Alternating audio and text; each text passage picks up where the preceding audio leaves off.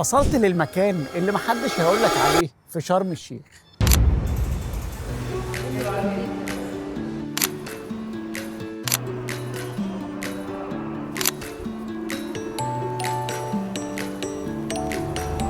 أخيرا يا جماعة اكتشفنا مكان الإله، بس طلع حقيقي موجود. ده بقى إله البهجة عند الفراعنة ورانا اهو. وده بقى تمثال البقرة حتحور، دي كانت أحد الآلهة عند المصريين القدماء كانوا بيعبدوها.